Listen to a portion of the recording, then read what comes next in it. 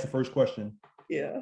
All right, so welcome everyone to All In on Real Estate. I'm your host, Aaron Goins. The reason why I started this meetup is because when I was in the military, no one in my circles talked about real estate. A lot of times talking about debt, talking about other financial stuff, and nothing about real estate. So I want to start a meetup for people to learn, understand real estate so they can build generational wealth for them and their families.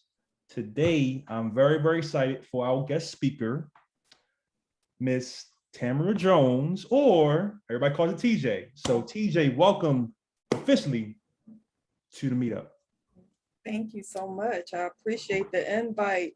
And I have, I can talk all day about short-term rentals, but love forums like this that openly share knowledge. And I follow this, this meetup to learn. And I've actually gotten some connections off this meetup as well. That's awesome. That's awesome. And also, just to let you guys know, TJ is also and Claudia are faithful moderators on the Clubhouse room, the Military Real Estate Investment Hour that we have on Wednesdays at 5:30 Eastern Time. So check this out if you have Clubhouse. So that's not my thing, blinking, but check us out on Clubhouse. All right, so TJ, I'm gonna ask you the first question. You should know what it is. How did you get started doing short-term rentals in real estate? Oh, okay. That is a good question. I always get asked that question, but I got started with just a room. Like I was really just doing it as a hobby, and I'll say a hobby in that I knew about Airbnb. It wasn't that popular back in 2015, but I wanted some extra income to like play with, just extra money, especially after partying out in the military. And I was a paralegal at the time.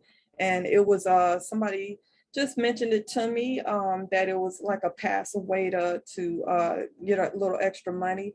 And boy, did that money and that out of that room blow me away. I did not know that a room could produce that type of income that it did. I was in a really good area at the time. I was in an area called Dunwoody, Georgia, which is North Atlanta.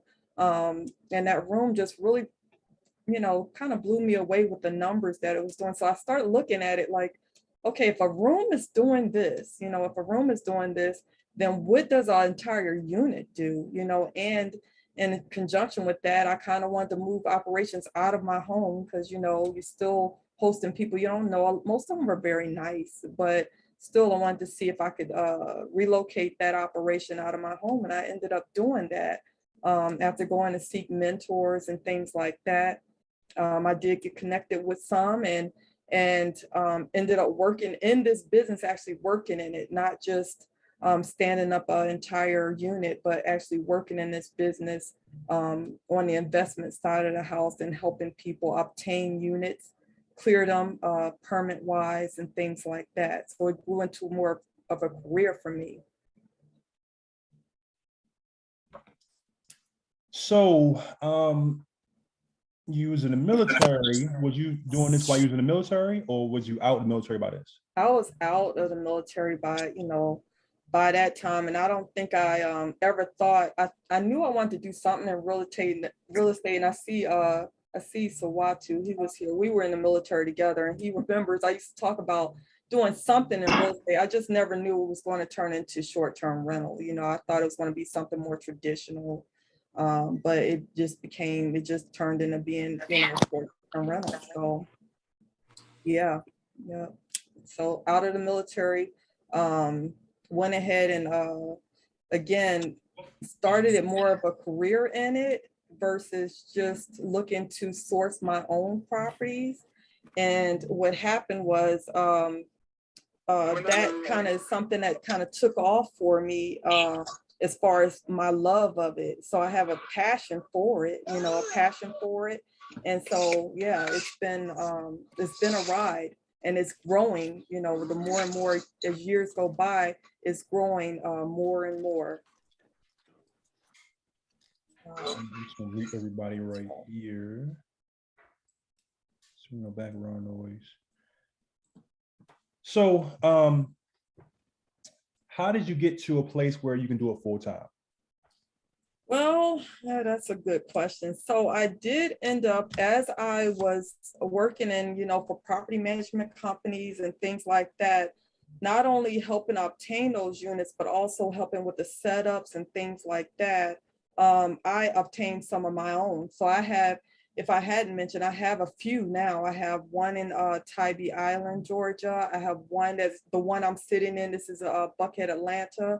I have one in New Orleans, Louisiana. And I also have one in Florida at this point in Jacksonville, Jacksonville area of Florida. So, you know, with that income, you really, you know, you really can retire yourself. You hear people talking about it, but because of the rate that short-term rentals brings in a return on investment, which is usually about 3 to 4 times the LTR rate, 3 to 4 times the long-term rental rate. You can pretty much, if you pick the right units, you can, you know, quit your W-2 job and just live off of that income, which I still say is pretty passive. It's not as passive as if you had a, you know, a long-term rental, you know, traditional tenant. But as you set up the systems and things like that, you can be really hands-off with your short-term rental, and I am. That's the way I operate mine.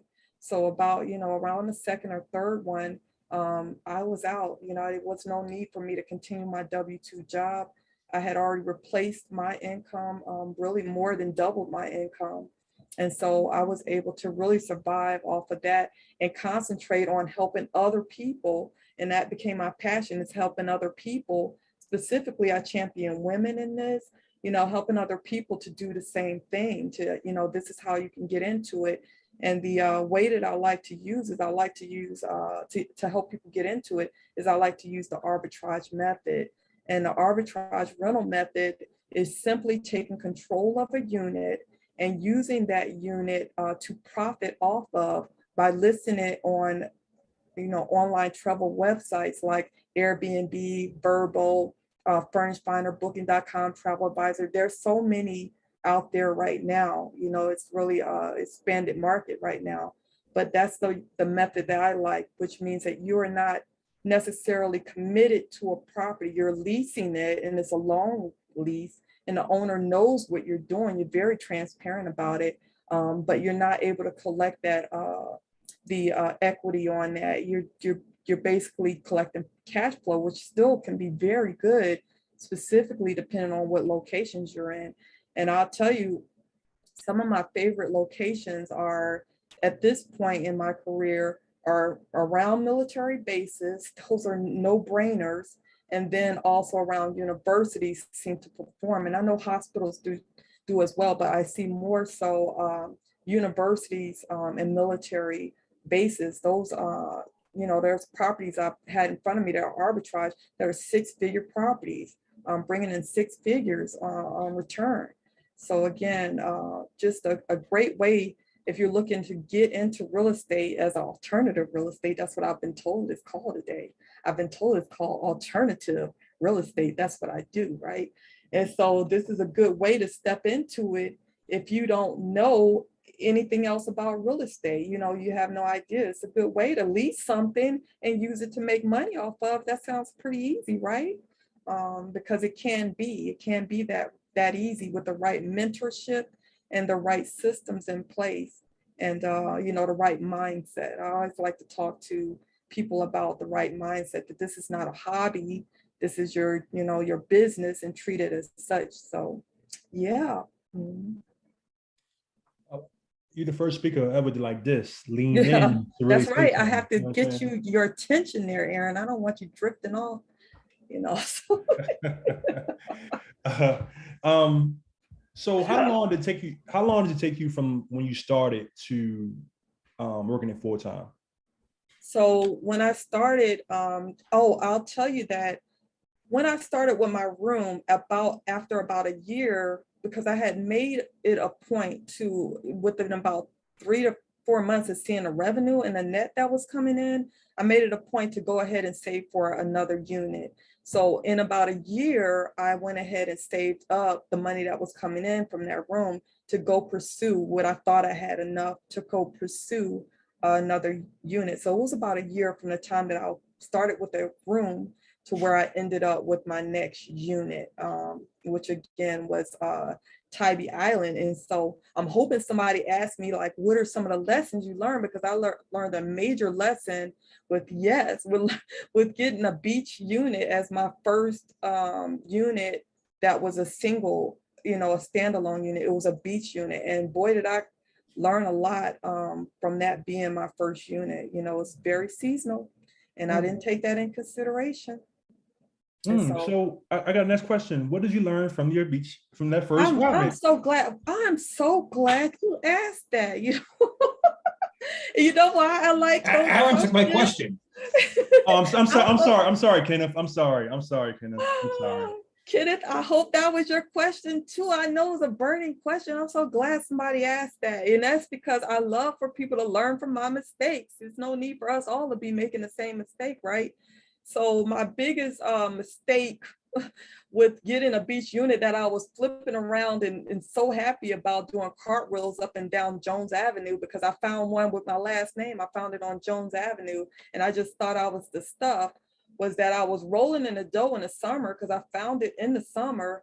But what did, when January rolled around, it wasn't even January. I think it was when the end of August rolled around, boy, did those reservations come to a screeching halt. They came to a screeching halt. And what I learned by that is that you have to take in consideration with short-term rentals that they are impacted seasonally.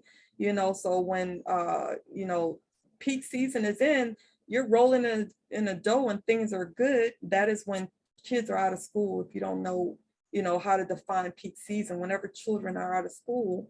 But when peak season is out, from the end of August all the way to the end of, I would say February, the end of February, you must carry that unit. If you're in an area like a beach area, you must carry that unit and be prepared to carry that unit for the times that it doesn't have reservations until it matures. So I'm talking about a brand new unit. I'm talking about something that you've just listed and it's not even a year old or it's only a couple months old.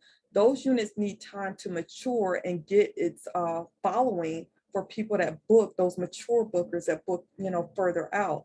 So when it's new, you're just kind of hanging out there, under the competition. And if you're not prepared for that, which I was not prepared for that, that could take a real big toll on your plans, especially if you're planning to scale. So what I learned from that was that the next unit I needed to balance that beach location. I needed a unit that was either going to perform all year round or perform on the opposite. Yes, can you hold please? Yes, Tati.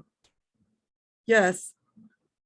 Tatiana. I need your proof of insurance. Okay, all right, okay, I'll send it now, okay? All right, bye. So that's my daughter. It's just been an accident, so I apologize on that. But yeah, so I had to get a, yeah, they're okay. They just need my proof of insurance because they're driving my car. But yeah, so I had to get a unit that balanced out the beach location, and that ended up being New Orleans, because if anybody's familiar with New Orleans, the winter is more the peak season on into the summertime. Yeah, so that's, I mean, that's a real interesting one right there. For short-term rentals, what can be done when you're looking for short-term rentals? You have a seasonal kind of thing. I mean, some can be year-round, some destinations, and some aren't. You're not going to go to Alaska in the wintertime unless you really like the snow.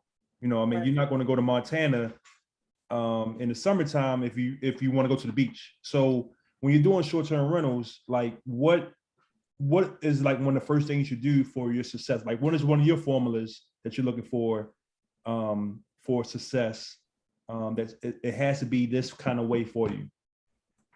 Well, I'll tell you that I have put a pause on console, but when I was doing consoles before my schedule got really crazy, that's always a question people ask. Well, which should I have, or where should I start? And the first thing I'll tell you is a good place to start is having a business structure. I mean, once you get into short-term rentals, it really is running more so a business than just operating a real estate asset. So you really are running some type of business model, and you need to think in that direction. So I would say the first thing is to go ahead and make sure you have a business structure.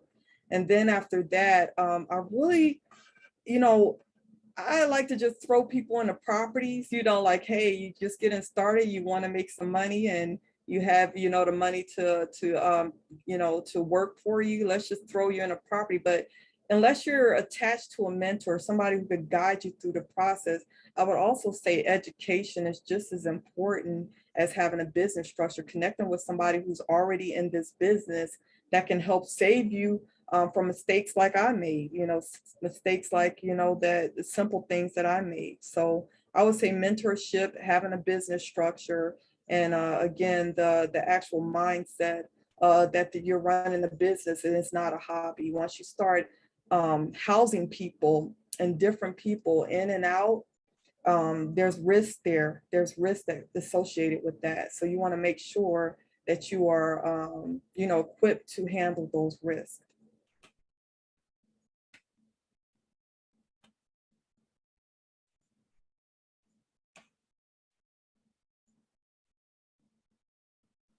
Are you risk averse? Would you want to take risk on anything, or it has for you, it's more conservative approach for everything? Well, I'm not, I'll tell you I'm conservative if we're talking about the spectrum of being a risk averse. And the reason why I said I probably am more conservative is that right around COVID, when that hit, people were, and I don't blame them, because it was a great time to expand. It was a great time to scale. If we're being honest, it was one of the best times to go to those Class A, to go to those Class A areas that I call like Vegas and, Seattle and things like that. It was really good time to go to those areas and pick up property that were just, that were distressed. When we come to short-term rental, a lot of short-term rental operators were hopping ship left and right. But I didn't necessarily do that. And the reason I didn't do that, again, going back to how risk averse I was I was very concerned with keeping what I had. I did not want to default on any of the contracts that I had, which ended up happening anyway with one of them, the one I had in Clearwater, because it was a baby. That unit had just been stood up. It was not mature enough to take that type of hit. So when we talk about, how risk averse are you, I stopped building. I stopped building during that period of time, and I stopped scaling because I was very concerned with whether I was going to be able to continue to carry the units that I did have. And I didn't build until recently with the add-on of Florida. So, yeah. Hey guys, give me about 2 more questions. I'll open up for the audience to ask questions. I always ask you 2 questions too. What for you have you learned the most from this whole experience? Like, I know you worked with people before, and I mean, what is your biggest takeaway that you could tell people about the whole experience for you? Wow, that's a good question and a very hard question, because I feel like I learned so much by trial and error and really working really hard. So, don't discount hard work. But one of the things I did feel like I took away, or so far I've taken away, that I think a lot of people can relate to, is that there's no aspect that you can really be hands off when you're getting started. So I'm gonna explain that. When you're inexperienced in this and you want to come into it, even if it's just to make a little extra money, you must understand all aspects of it, even if you're not going to work it. So I'm talking about from the hosting standpoint, even if you hire out, somebody who's hosting for you and communicating with guests and things like that. The cleaner standpoint, I know you're not cleaning your own units, even though I started like that. I'm not ashamed to say I started cleaning my own and collecting my own cleaning fees.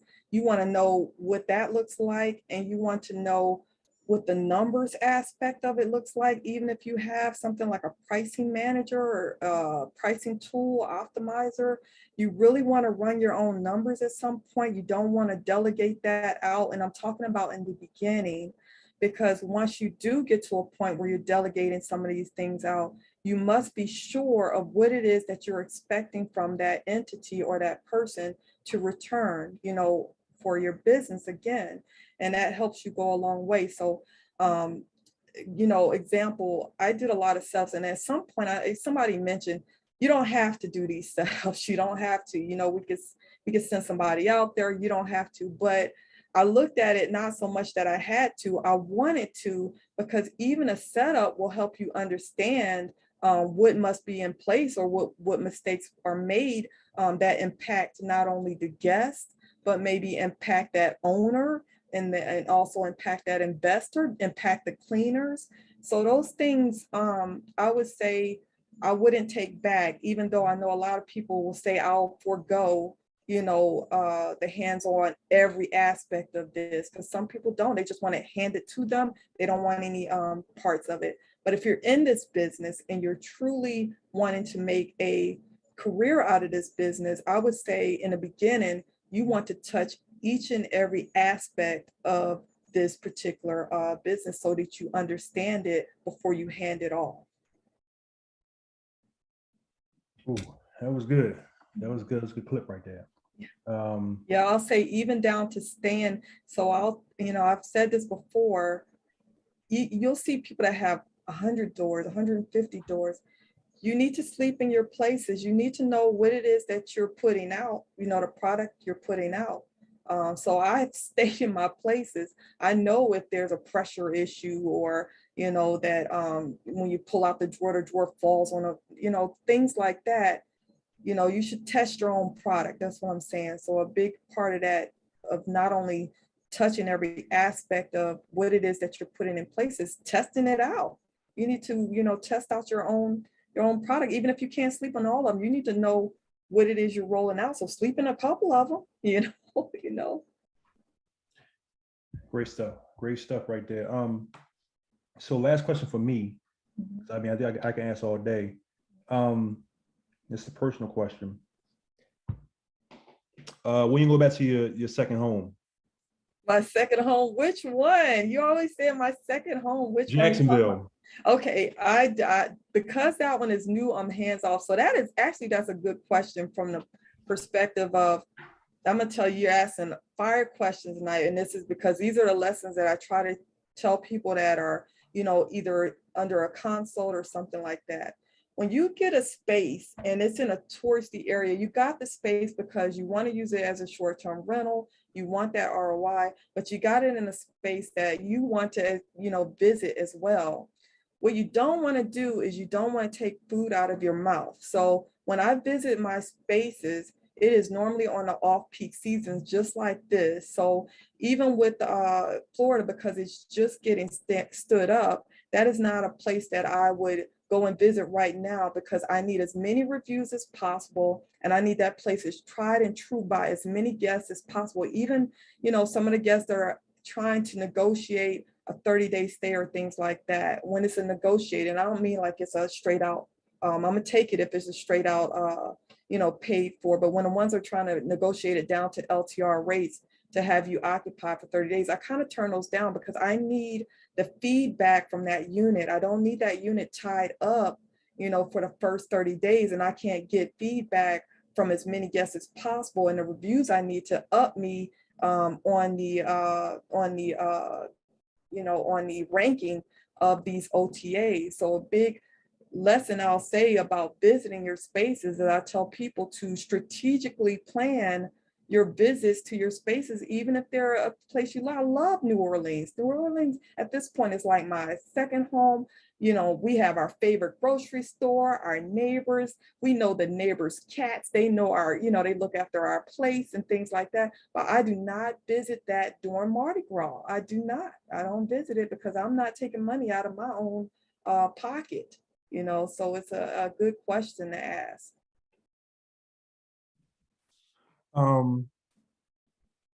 Okay, so I got a bonus question to ask too. You're just on a roll, aren't you? yeah. Yeah, I was going to ask something else, but are you going to start doing a class? Are you going to host any classes? You're very active on Clubhouse. Yeah. Or are you going to have your own, mentoring class, anything like that? Have you thought about something like that?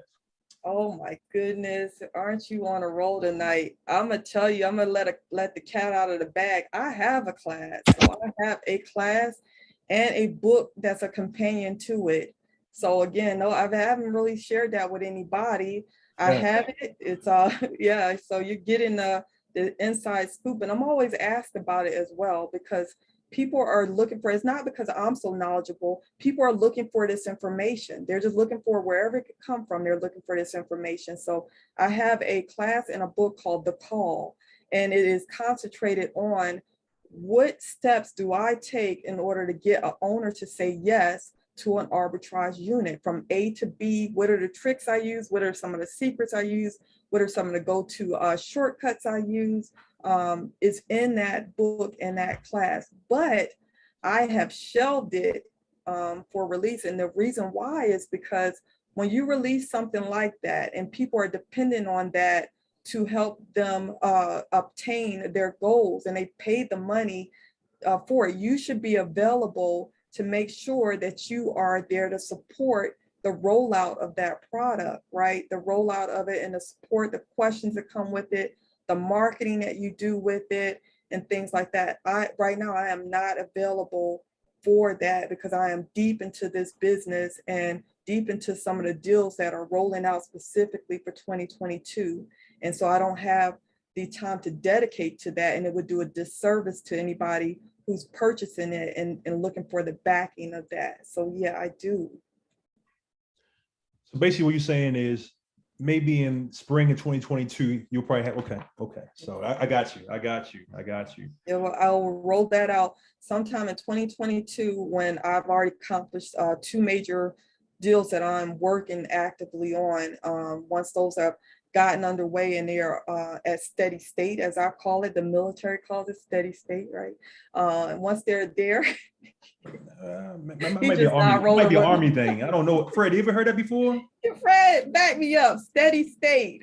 I don't know. It doesn't sound like a Marine Corps thing. Yeah, No, exactly. It might be Coast Guard. It's the real military. The Army, yeah. you come in, the Air Force comes in for a day and then flies off. Marines come in for 2 days and they fly off. It's the Army there to fix all the problems and get everything running again. So when we get everything running again, it's called steady state operation. Thank you, Kenneth. Thank you. That is a terminology that's well known, should be across the joint services.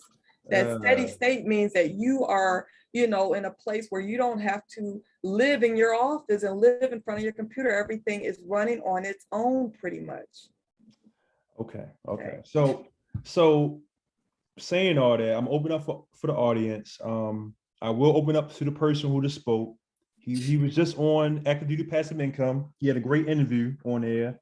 He'll be a future guest speaker. He's got to tell me when he wants to be a guest speaker. So go ahead, Mr. 1031. First of all, thanks, Tamara. Great information and some great knowledge bombs you dropped. I have a question. What from the other side? Say, like I'm a landlord. Like say, Mr. International there has his apartment building in New York City, and one of his people wants to come to do a short-term rental. What are some of the things like the owner or the landlord should do to convert like a long-term rental into or convert like a long-term to a short-term? Like, is there any additional insurance requirements we should be looking for, like a business plan to make sure they're able to pay the rents? Because we're not really doing we can't really do like a debt to income because they're not living there. So what are some of the checks and balances on the landlord side that we should ask the short-term operator to make sure they're viable, I guess? Oh, I love it. I love that question because it falls right in line with kind of what I do all day, which is talking to owners and trying to get them to understand that this is a good thing if we say we want to use your unit as a short-term rental. So if from their side, they're thinking their wheels start to spin about just the things that you're talking about. Well, what about liability? these people coming in and out, what does that look like? And I have to always be ready to answer those questions. Like, as a owner, if you're doing this, because I always present that to them as well. If you don't want us to come in and do take over your unit as arbitrage, we can co-manage for you and help you do that. So some of the things we tell them is the same thing we tell the actual arbitrage, is that go ahead and get your business structure.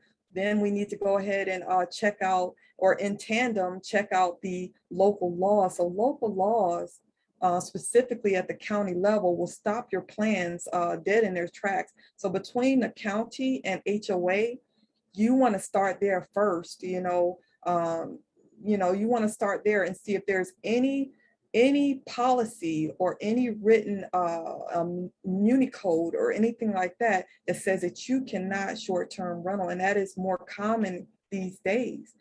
Short-term rental being defined as anything rented 30 days or less. That is what most counties define it as. All counties don't. I've come across some that defined it as 90 days or less. So it just depends on where you go. So you'll look at that. I'll tell them, okay, that's the first thing we'll do. And this is something I offer to help with.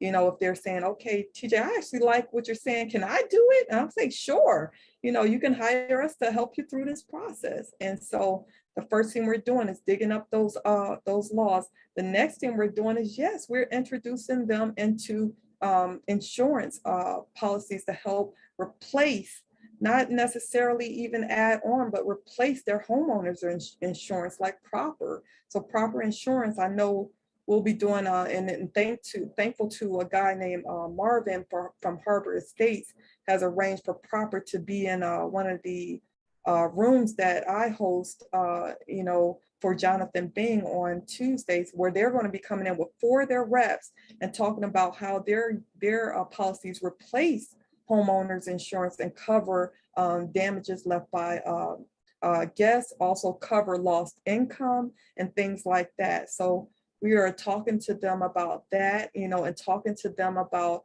how to secure their home. We're talking about how to squeeze out as much ROI as possible in that home. And again, it's some of the basic stuff like how to furnish it, and being able to get 5 stars with spending as least money as possible. I've been taught that too, how to furnish something without going overboard, so you can recoup that within a year or so. So we're talking all of those aspects with homeowners. Mr. Spikes? Great question, Kenneth. Yeah, so hey, what's up, DJ? Hey, it's been a long time since we've seen each other.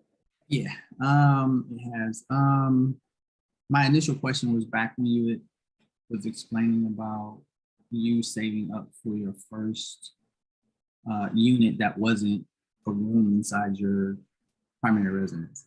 My question initially was, were you saving up to actually arbitrage that unit, or actually purchase a unit, furnishing it as your first investment property? And with that question, is that which is safer, I guess, starting out? Arbitraging, I know you're talking about ROI.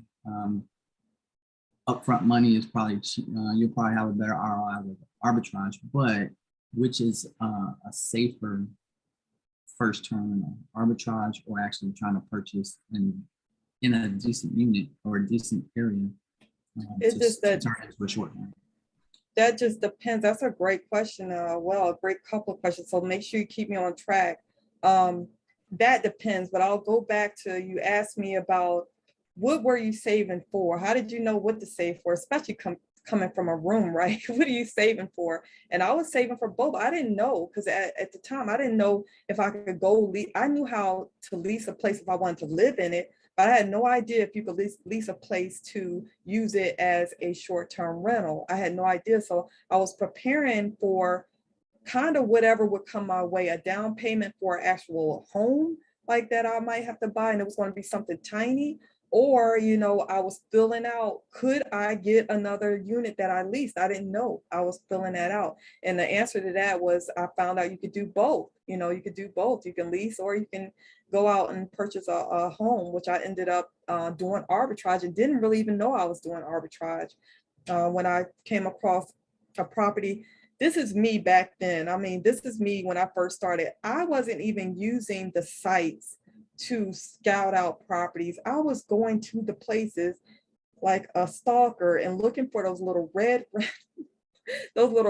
rental signs in the, you know, in the windows, because I really didn't know what to say, you know, to owners when I did contact them via, you know, contact them via email or whatever. So I thought, well, what better way for them to turn me down than at least see me in person? And I literally, and this is a true story, when I decided I wanted to go to Tybee, because I love Tybee, and see if I can find a unit that somebody would let me do this in, I went with a full portfolio. I had my credit report printed out.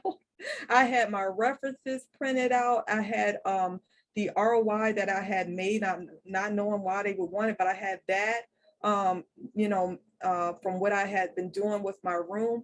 I had my ID and I had it all in a little leather folder, like a crazy person driving up and down the streets of Tybee trying to see if I could find something for rent. And that actually happened. I actually ran across somebody that had a red for rent sign in their yard. I didn't have the courage to go to the unit and knock on a door and ask them about it. So I just took a picture of the sign, went back to my room and called them and told them I would like to come see the unit. And when I got there, I didn't even tell them what I was coming to see the unit for. When I got there, I spilled my guts like, hey, I'm actually looking at this unit. You know, I would like to take it as a unit that I would be leasing, but I will be using it for to list on Airbnb. And I so happened to come across an owner who said, actually, I used to do that and I sucked at it. So if you can do it, and if you could do it and you could do it better, and he saw all of my references and my credit report and all of that, he was just so sold. And he said, if you could do it and do a better job than I have at it. And we hammered out a sad contract. When I look back at it, it was a terrible contract. We hammered out a contract together, me and that owner. And I still have that unit. And me and that owner are like this. He is from Canada and most of the time in Canada, because he trusts me with not only the unit that he's arbitraging to me, but the main unit at the bottom. He trusts me to look over that as well while he's not there. And so I think you asked about what is the safer bet to either lease a unit or to go out and purchase a unit. And I would say that's your preference. And the reason I say that's your preference is because some people want total control of what it is that they're doing, and arbitrage is a lack of control. So it's two things. Arbitrage gives you a lack of control, meaning that once your contract is up, it's up, or, you know, if the owner has a problem with things, you have to deal with the owner. So you're not in control of that. But also arbitrage offers you less commitment to that property. So you have really, if you do it right, you can exit out of that property if it's not producing what you needed to produce, or legalities come into play, you know, and you can't necessarily do that when you are committed to a property under purchase. You know, you are actually having to make sure you're with that property no matter what. As you see, and it's not right, during COVID, you saw people jumping ship left and right on their leased properties. But when you own it, you're in it for the long haul. So you have to, you know, come up with ways to weather the storm. So again, it really is preference, and it really has to do with the location. And why I say the location is because I'm always looking at how you can get as much for your, you know, bang for your buck. And when you go in those areas, and I keep using like Seattle and Las Vegas, those home prices are severely inflated. And so if I buy there, you know, how much am I getting back versus me just getting a fair market rental rate for something there and being able to get a return off of it. Again, it just depends on that person, what your situation is, what your financial situation is, because it costs a lot more for you to step into a actual property that you have to invest in. Like it costs, at least 20 when it's investment property, you're talking 20 to 30% down. So you have to be prepared for that. Yeah. Okay, and I'm assuming, I have a follow-up question too, but I'm assuming whether you're going in as an arbitrage or as a purchase, you're still going in as the manager of an entity, either way. That's right. That's Right, right. okay. That's, and I see a lot of people try to skip that step, but that is for your protection because it provides you some type of veil between you and the liability of what's happening in that with the county at that point is considering business opportunity, a business operation. So I can't stress that enough that as somebody who sits and constantly looking at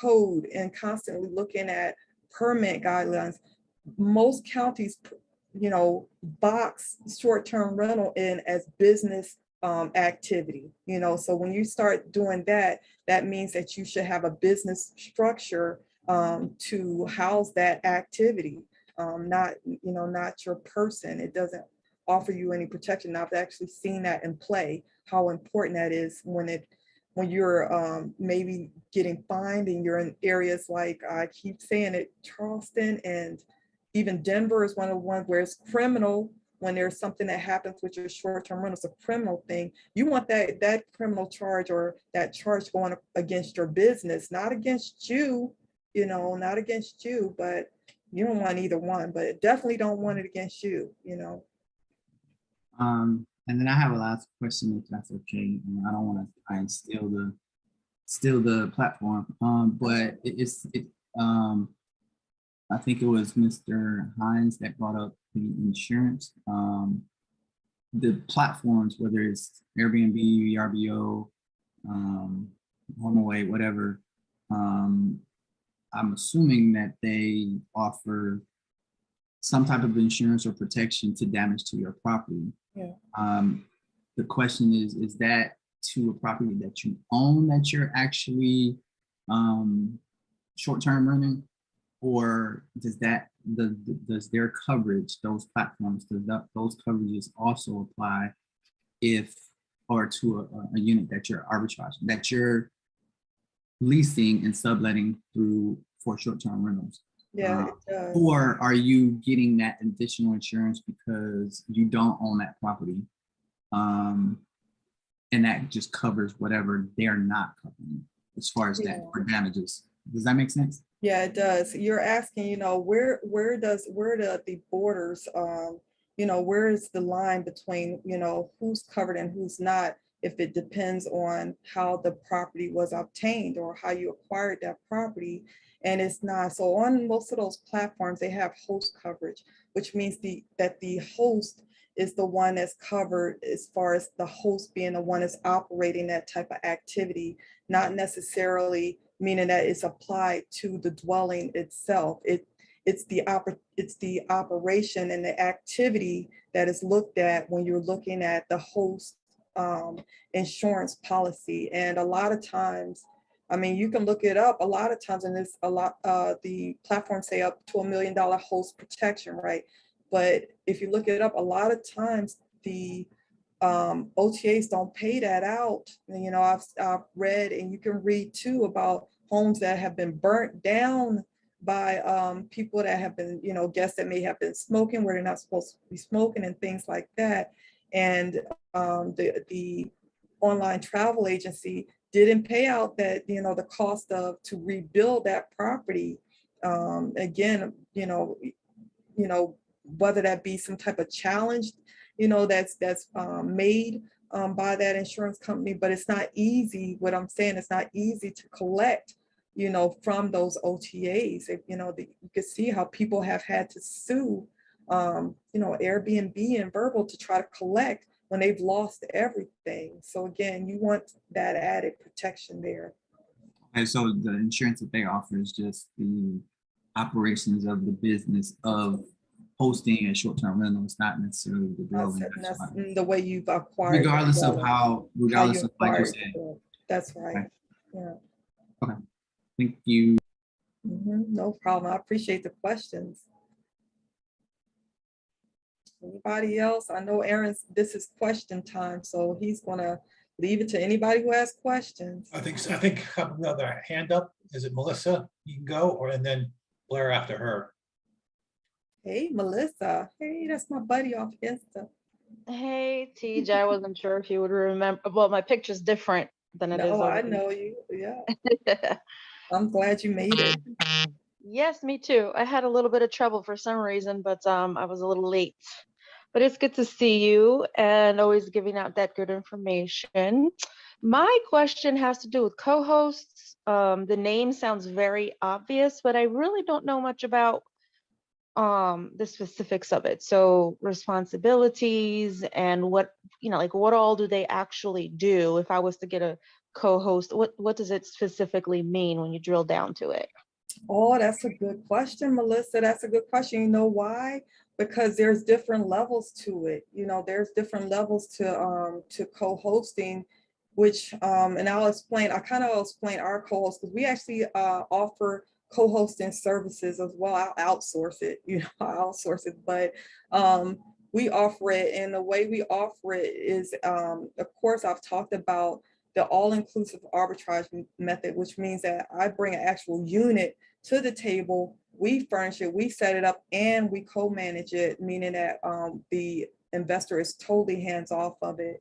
That's one way, but I think more so you're talking about when you're just, again, not necessarily controlling a unit or, controlling a unit, you're just doing your guest relations and things like that. So a lot of the duties come to guest relations. When you talk to a host, who's communicating with the guests. These are the big buckets, I call them. Who's communicating with the guest communication, and then contractor support. Who's coordinating contractor support when there's maintenance that has to be done or things like this. These are not all the same, meaning that you should be being paid for. The more buckets you have your hands in, the more you should be getting, paid for. So the contractor support, how you're organizing the responses to emergencies and getting maintenance folks out there, or getting any type of contractors out there. It could be lawn guys. Are you responsible for getting a lawn cut? Or I have a unit I'm doing a walk for in Montgomery on Saturday. It has a pool, and it is a hard requirement from the owner that pool is kept to a certain standard. So that is a part of it that you should, be looking at contractor support. Then the other thing that comes to platform or systems, who's handling the pricing of that particular unit. So for me, pricing by itself is a bucket. Who's managing the pricing? That's a job, to make sure that you're always queuing in on what is the correct pricing, or even managing a pricing optimizer if you have it, and so again, rounding that out is the actual channel manager, which helps you with all of that, meaning that if there's a channel manager in the mix of this, that's a system that helps you deconflict your calendars and also send out those messages to your cleaners and things like that. So again, I would say those are the different areas that you want to talk about. If somebody says, would you co-host for me? Well, what parts are you offering? And if you're offering those different buckets, what percentages are you asking for those particular budgets? You might say, I'm only doing the front end, which is guest communication. Anything past that is the owner responsibility. So you want to make sure that you're, very particular about when you say a co-host, what does that include? And those are the major buckets that I like to think about. So co-host would be, it's kind of sounding like a couple of different things to me. So on the one hand, it sounds like people, like if I wanted to hire somebody for the guest relations or to take care of the pricing, I mean, couldn't I just hire a VA or something to handle the bookings and, because that's what it sounds like, but people are calling it co-hosting. So is there a difference between the two? Well, your virtual assistant, I mean, it's just, virtual assistants to me has a more general term that doesn't have to necessarily do with short-term rentals or managing a short-term rental. A virtual assistant can be somebody that you say, hey, I need you to schedule my doctor's appointment. That has nothing to do with a short-term rental. So when I think about co-hosting, I think that you can use a VA to support the co-host model, meaning that you may want to have some specific tasks. And I'll tell you, I'll leverage that at this point because I don't, as a host, you really have a hard time doing the same job as a host, as a co-host. But you might have a couple of VAs that are involved in your co-host model, meaning that's somebody that answers the messaging or somebody that handles pricing. But to me, VA means more general term versus co-hosting. So, okay, but then you talked about also like contractor, like setting up the, organizing the contractors and things. So that sounded like a property manager. So Yeah, and I'm careful. I'm glad you said that too, Melissa. I'm careful about calling it property management because again, going back to the aspect of always working on, at this point, getting really a lot better at it, working on permitting and things like that. A lot of counties specifically have a definition that follows some type of certification to call yourself a property manager. So just because you take on similar duties doesn't necessarily give you the title of property manager. And a lot of counties take that very seriously. They have courses that you must, take on. They have licenses that you must obtain. So I'm just careful not to call it property management because of what I've seen at the regulatory levels, from state to state, county to county. so if I have a property and I wanted to find a co-host I just wanted to buy it, to own it and to have whatever income coming in from it, but I wanted to get a co-host to actually do all the handling, Yes. like the day-to-day stuff. So that's what a co-host would be. So I don't have to, I'd be like the passive. Yes, Right? that is absolutely what we call it, co-hosting or co-managing, either one of those terms.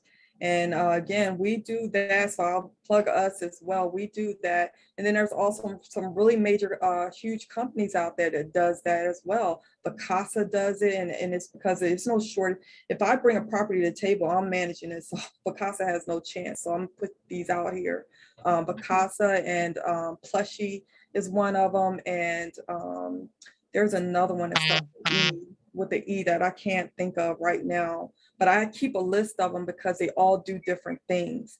Some of them only handle front end support, but there's no boots on ground, support. Some of them have boots on ground support. Some of them handle direct marketing and direct booking. Some of them do not. So I just make it a point to keep a list of it, depending on who's standing in front of me and needs and what do they need, because I can't always provide it. Okay, thank you. No problem.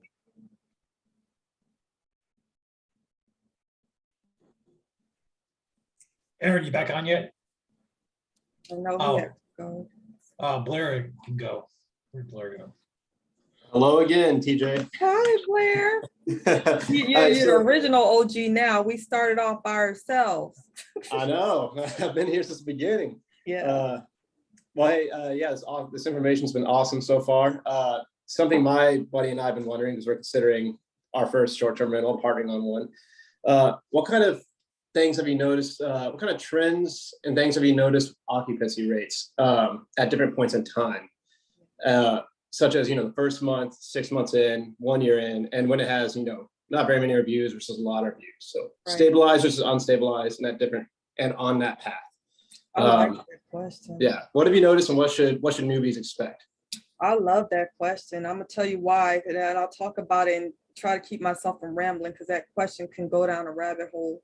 When you're a newbie and you're wanting to know occupancy rate, what I'll tell you, you should want to know what the projected occupancy rate is for a particular property you're looking at. That is something that is the second thing that I look at when I'm assessing after regulatory clearance. I'm looking at return on investment, and a big part of the return on investment is what does the occupancy rate look like?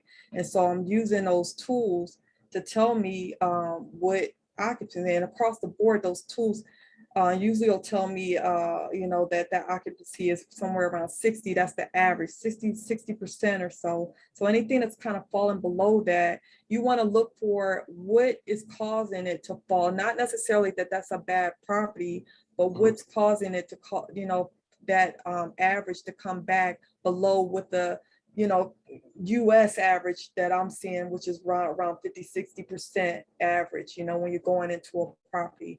And you are right that the property will mature. So the longer you have the property, the higher your occupancy will go. But as in short-term rental, and I'll try to make this as clear as possible, you're not looking for 100% occupancy. Unlike LTRs, where you're looking for 100% occupancy, what you're looking for on your short-term rental is you're looking for the least amount of occupancy with the most ROI possible. So again, to keep your utilization down, but making the most. That is why we use tools like pricing optimizers. And I'll give you an example. Before, I didn't have a pricing optimizer when I first started. Really didn't think of it. I was using the tools that, the OTAs like Airbnb and things like that gave me, because they're getting me booked, right? But little did I know that their only goal to book your place or to price you is to beat out hotels. They could care less what you're offering. They're trying to get, their platform to look more desirable than you going to a Hilton or a hotel. And that's not necessarily assessing the value of the property that you're bringing in. So again, I'll say that going back to why I was talking about that, occupancy rates will mature as your property or your listing matures, and people will continue to book. You'll start to see the same people book your place. If they had a good experience, you'll start to see people book further in advance, and the same people start to book. And what that gives you is that gives you the ability to go direct at some point. So like my unit in Tybee, I really don't need the OTAs. Tybee stays booked, and that's the same one I told you I blundered with. It stays booked year round now, but most of the bookings come from people that leave it and book immediately to come back the same time that they that next year. So as your listings mature, your utilization will mature, but high utilization doesn't always mean a good thing in short-term rental. It may just mean you're priced too low. You want to be priced, just right to make sure you're maximizing ROI on that with the least utilization as possible, unlike a LTR. Interesting. Yeah, I love that. It's almost like a gymnasium. You hope people pay for it and just don't come up and beat it up. Don't come. That's right. That's it. Cool. Right. I like that's totally different than the long-term rental. So yeah, thank you for your input. I appreciate it. No problem. I appreciate the question. Yeah. Any other questions? Y'all could talk about short-term rental all day long. That's a fact. Yeah. Well, I could jump in real quick because I had a couple of questions come up. Yeah. I just want to go. When you were talking about initially getting started, I think a lot of people are like, I think a lot of people that aren't in it are more concerned about the location, but I didn't hear you talk much on location. You talk about the business structure, checking the local laws, proper insurance and stuff like that. Is location important, and are there ways to find locations where you can have a unit that's not a seasonal unit, it's more year-round, or is it just you have to build up to a year-round unit? That's my first question. No, you know what? That is actually a good add-on question to Blair's question, because there are going to be, and you should look for those properties that right off the bat are showing you some, some major occupancy rates there and some major return there, you want to look at. And I use this example all the time. It's a property that I was asked to assess and actually was paid just to assess it so they wouldn't get it wrong. It was in Niles, Michigan. It was in Niles, never heard of Niles, Michigan. This property, after assessing, was a 6-figure property. It did not matter what tool I used. It was a 6-figure property, and we'll come to find out, it's a university not too far from it. And again, be careful about using your own senses, your experiences, and your own taste to assess a property. You want to use tools that give you an indication of demand of that particular area. What's the demand coming in that area is going to give you an idea of how much of that demand you could snag, and that may not always be a beach area or, I'll give you an example, Orlando. There are a lot of people are attracted to Central Florida or Orlando area because Disney and all of the, places there. But there are units that outperform that very easily. You could get a couple units in Orlando because a lot of people have them, and you can get one unit somewhere else. And I use this example because I actually looked at it one time, a unit in Nashville, and outperform all 3 units that you have in Orlando. So again, be careful about your thoughts about how valuable a unit is depending on where it's at. You want to lean on a tool that talks about the demand coming in that area historically and what's trending for that area. Now, what I want to talk about is anomalies. So that's in general what I'll do. But, I have been recently looking at out in rural areas which don't have the tool backings of demand. But what I am able to lean on is still looking at, again, rural areas that are around those national state parks. And I've talked about this, so national park areas. Tools haven't caught up. Competition isn't necessarily there yet. That's a good thing. That is not a bad thing. You want to get into a market where it's not heavy competition there. But it seems to be risky because you don't have tools that say, oh, this is what the demand is for this area. They haven't caught up. So what I'll lean on is the demand coming in for those parks, which are tracked. So those numbers are openly tracked, they're public and things like that. That's telling me 12 million people are coming in a year at this park, 13 million are coming in a year at this park, even though my tools in the short-term rental world haven't picked up on that yet. I can make a safe bet that, and this is where the risk comes in, I can make a safe bet that if I put a unit there, that I'm gonna pick up some of that demand there. So you mentioned tools where you're using to evaluate these areas or these properties. What tools specifically? I don't know if you could share. Or Yeah, I can. Yeah, I do, and it's only because. Yeah, I can share them, and it's only because over time I've gotten to learn that they are very important. It's not like I started off like that. I just spent a lot of time doing this in my office, and I've learned to lean on these tools. So one of them is AirDNA. Like people don't like, AirDNA because they say, oh, it lowballs me. Why is that a bad thing that it lowballs you? That's a good thing. Gives you a safety net. So AirDNA, Airbnb calculator is one of the ones that I go to when I use. I use Data Rabu, which is a tool that I like to use to play around with the word is slipping my mind, the vicinity, I don't know what, the radius. I like to play around with the radius of Data Rabu, and it gives me a good monthly return there. And I like to use Price Lab has become one of my go-to because it creates a whole profile. All you have to do is feed it an address and it'll create a whole profile of that particular address and its vulnerability to seasonality and things like that.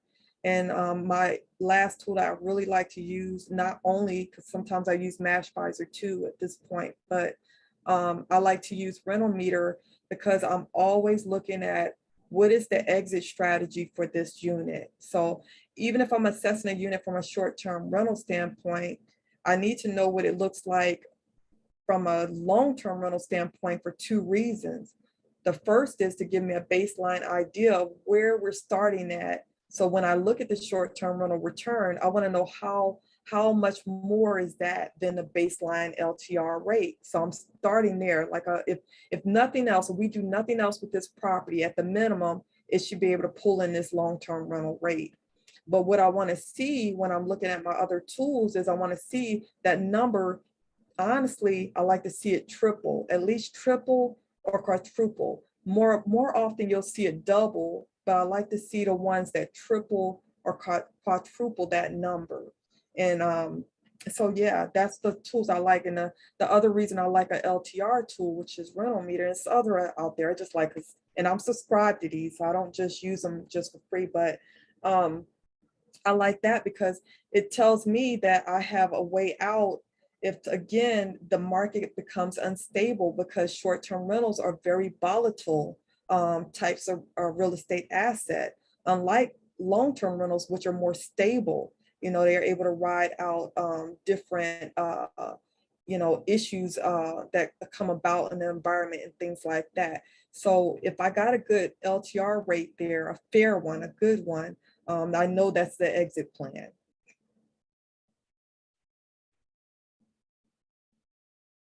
Okay.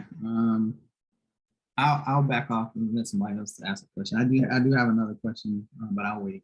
No, I think Fred, you were there first. You want to ask your question, Fred? Yep. Okay. Hey, TJ. Thanks. Hey, Fred. Thanks for all the Glad info. you're here. Always Yeah. appreciated.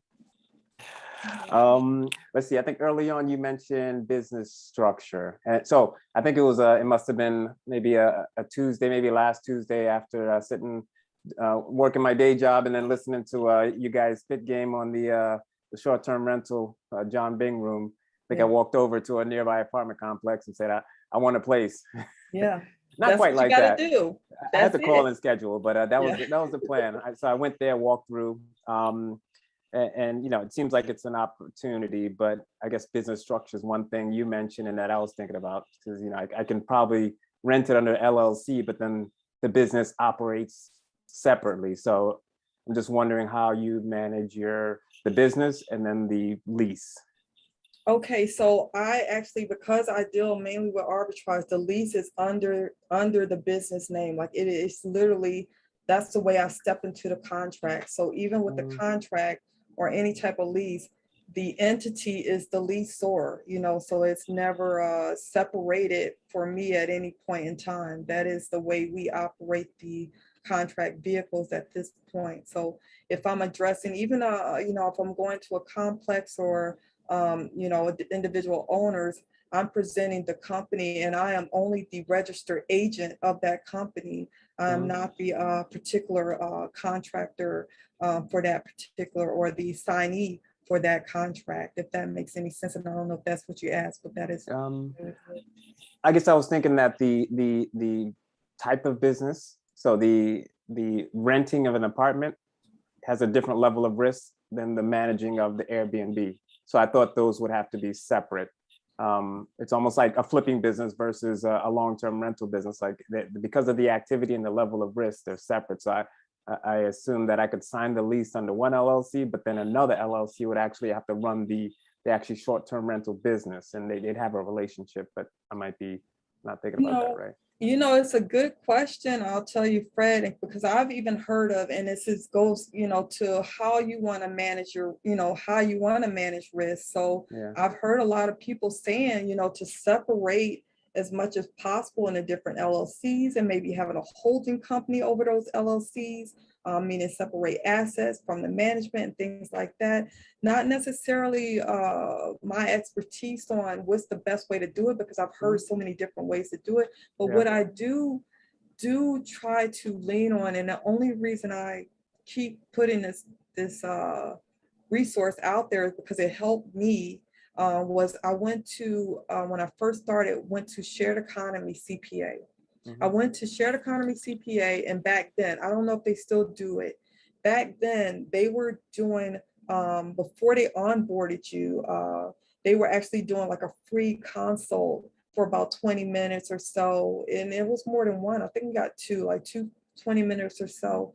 And part of it was introducing us to a team that said, You tell us what it is that your goals are, and we will tell you what the best structure is for your business. And I had not seen that, because usually the CPAs try to keep the legal part of it separate. Like they'll refer you to an attorney or something like that. But this particular business said we have both built into this company that said, okay, it just depends on what your goals are and what you're trying to do. They did not give a blanket that this is the best way to do a short-term rental. So it was that way. So yeah. Okay, awesome. And I just had two quick ones, short-term versus long-term. So I was thinking, okay, you know what? Let me go for a long, I have a strategy, maybe travel nurses, go for a long-term strategy. And then I started thinking the difference between a 1 to 2 stay versus a 1 month to 3 month stay, like inventory changes, toilet paper, toiletries, all that. So I'm just wondering, how do you toe the line? Because I'm sure you have I'm guessing you have a mix of clientele. I do. And a lot of people will say, I'll tell you, a lot of people will say, oh, I like the midterm stays, those ones that are like between, 60 and 90 days or longer, those midterm stays. But it just, to me, it depends. It depends on what is the return, because I've had, especially around the COVID time, where I was picking up travel nurses off of Furnish Finder.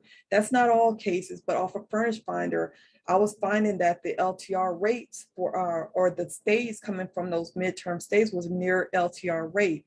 As an arbitrager, you're not gaining equity out of that unit. So you're really not doing anything more than breaking even. And who wants to be in a unit where you're hosting to break even? So again, it depends on, what your setup is, on whether that benefits you or not.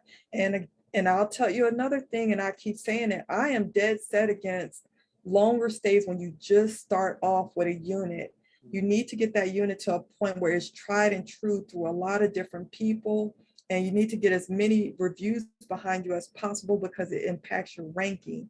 I'm not talking about if you direct book, that's another thing, but if you're dependent on those OTAs to take a unit and go straight into a midterm stay, unless it's full, unless it's not negotiated. I mean, a lot of people that are staying midterm stays like to negotiate down the nightly rate. If you're in that situation, I would say steer clear, and this is my opinion, steer clear of getting right into those, because you're not doing yourself a service.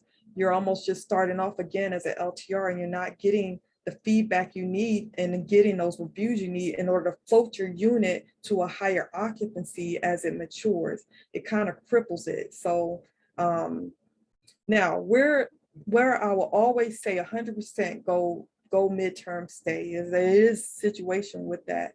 When you're in those markets like Vegas, where they are in, I don't care how many illegal ones you see listed out there, they do not allow non-owner occupied short-term rentals. So I want to say it again, they do not allow non-occupied short-term rentals. Anything under 30 days, they do not. You must be on premises, you must be in the unit, in a room or something like that. And they want proof about it, very strict about that. Now, in those markets, if you're over 30 days, you got free reign. You've gotten away from those restrictions. So I would say all day long, go for your midterm stays there, and go for them right off the bat, to keep yourself safe from having legal issues. So that's my take on midterm stays versus long-term stays versus short-term stays. Awesome. And last one, Vivint. Yeah. So I call them, and they wanted to stop in and say, how about I sign a lease first? Yeah. but they obviously want to get the business. So but they mentioned that they have the service and they'll call 911 24/7. Has that ever happened? And what has been the impact, if you've used Vivint at all? Have used it before. Have not seen the 911 have to be activated. Honestly, if I'm being honest, I haven't seen that. But what I like about Vivint is that they allow you to piecemeal the subscription. They allow you to put in just what you need, meaning that you know, if you have your own, say you got a unit and it has automated locks, you get some, like I told you, I have this one in Montgomery, it comes with automated locks. With Vivid, they'll take that cost off. They won't give you the automated locks. Same thing, if you don't want you know, you might not want the camera set, you know, in the back and the front, you just want the front. They allow you to piecemeal it to fit your particular needs. That's why I like Vivid. And the bigger reason I like them is they're supposed to, and I don't want to, because I've seen it not work, but they're supposed to support their own equipment. If something goes on, you're not sitting there trying to troubleshoot what is going on with their security equipment and their remote controlled, climate controlled panel that they have and things like that. You're not trying to figure that out. They actually have 24/7 support for that, and will dispatch somebody out, which I've seen work most of the time, but I have seen it not work, but most of the time it works. And that's why I like them, you know. Awesome.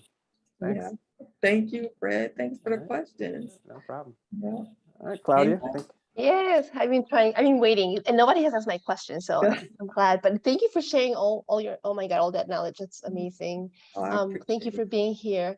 But so I have a question about like the local laws and how they're getting stricter.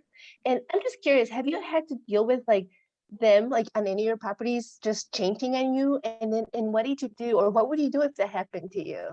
Well, I'll tell you, not necessarily just changing, because once we're going into, you know, once you get past your first unit or your room or something, you quickly start to realize that laws at some point can shut you down. So I would say pretty early on, we knew that you have to build in a contract to support laws changing, you know, not only, you know, laws changing, but also that there's a thorough check, you know, about what is current in a law, right? What's currently there. And what, again, I'm dealing with arbitrage, and that's kind of why I'll still lean towards arbitrage in most cases, is that you can build in those contracts that if laws become an issue, you're out of there because you cannot thrive, you're out. So a good thing that I'll say is a point up for arbitrage units and leasing versus owning is that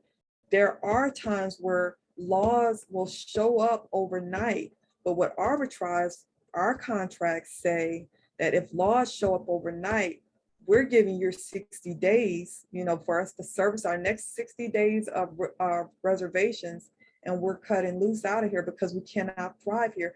Now, I will say, I'll take it back. It's not that we're cutting loose. We're going to try to flip that to an LTR, which we don't want to do too long, because again, if you're arbitraging, that means you're not getting equity out of it. So just securing your investment with the LTR rate really isn't doing anything for you.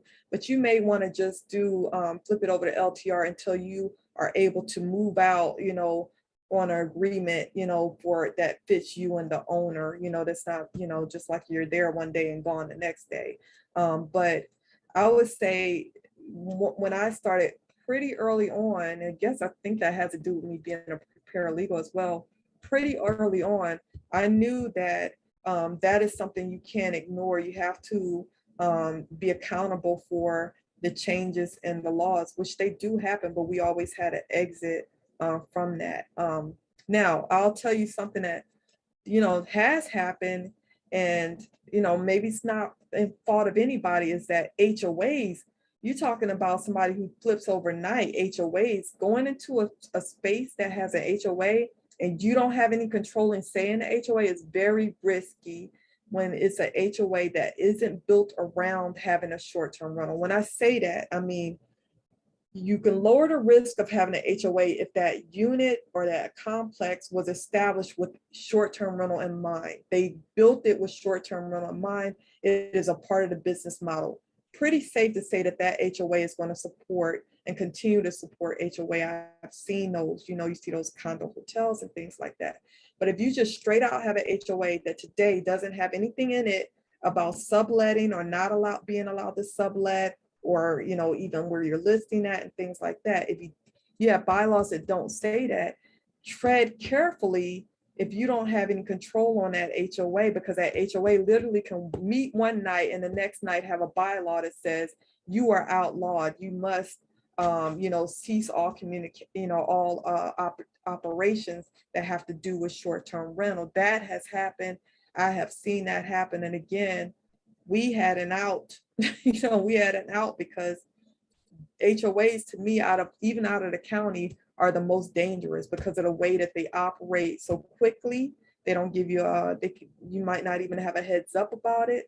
And they have teeth. A lot of them have teeth. They can try and take your property, or things like take you to court. They could collaborate with courts. I've seen them do that, collaborate with courts. And so again, it's just one of those things that I feel like, if I'm being honest, I was one of the voices early on, specifically in Clubhouse, that really started to hone in on, let's stop talking so much about ROI first. Let's talk about regulation first, because that can halt all your activity and make you take a loss, So yeah, that was a good question. Yeah. Any more? Yeah, I do have another one. Real quick, how many, I know you went through about 4 properties that you actually have. Do you own those, or do you arbitrage? I arbitrage them. So I arbitrage my properties, and I actually am happy with that. I will be going into, and Aaron's aware, I am moving into where we're going to obtain assets that we own. So when I say that, moving into a tiny house project, and we're looking to own those assets as inventory. So we're looking to put those in, not arbitrage the land, but not the unit, actually buy those units. Because if you work out, which we have, you go to manufacturer and you work out the deals, you can really get a unit like that. And let's even say a glamping kit, for the same amount of money it would take you to walk into a arbitrage unit. So in those cases, there makes no sense to not own those units when you can outright buy them for the same investment cost, depending on how you obtained it, for the same investment cost as walking into an arbitrage unit. Okay. All right. I actually have 2 questions, if that's okay. The first one, are we like pressed for time or anything? Well, we're gonna we can just let me just do one thing. So we can go to the after party right now, as far as, and I mean, TJ can stay as long as you want and answer questions, but we're going to just end the feed and end the recording. So yes, I just want to say thank you guys for coming. Thank you guys for everything you guys you do. We'll be back here next week with Cindy Byler as the guest speaker next week. So that's all in real estate. Thanks. appreciate it, and how to protect yourself from liability.